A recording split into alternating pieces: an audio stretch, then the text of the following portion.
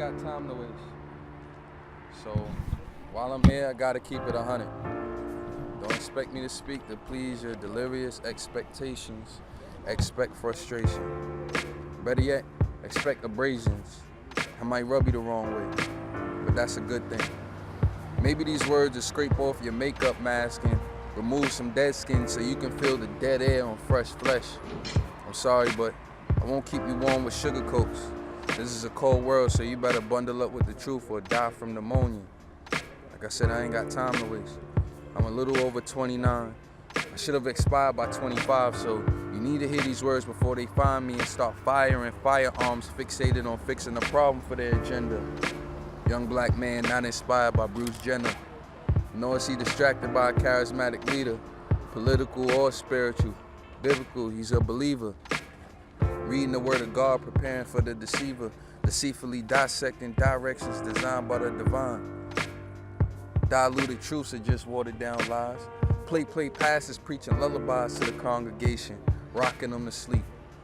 But I'm up though, wide-eyed at twilight looking for lichens and lamb coats, breaking dawn in the scriptures, still seeking, still gleaning from the night before's new moon.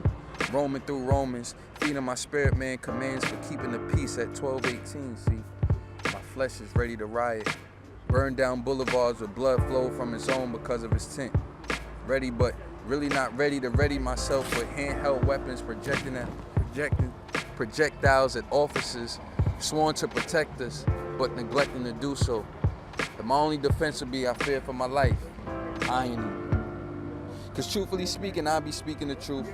My plea will get reviewed and I'll still be executed. Meanwhile, justice yields to the shield and they'll abuse the use of the same excuse, justifying their reasons for needing to shoot an unarmed civilian. Somebody tell me I'm supposed to tell my children? Lord willing, I have some. Do I tell them, you've been born with rights, but the world says you can't have them? How do I explain white supremacy to my black son, or even the concept of social order to my daughter? Yes, that was a tangent. But one necessary to understand the demand for discipleship, sowing seeds of the gospel into my own, that they may grow and bear fruit worthy of offering to the Lord. Showing the love of Christ in my son. Preventing the penetration of hatred in his heart by race baiting. Creating disdain for another made fearfully and wonderfully in the image of God as he is. Reminding him, we're not wrestling against flesh and blood.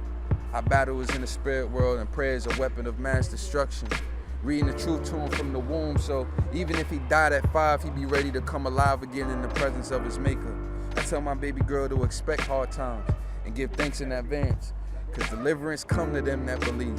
And rejoice in persecution, because death has no sting. Christ is risen and is giving us a living hope.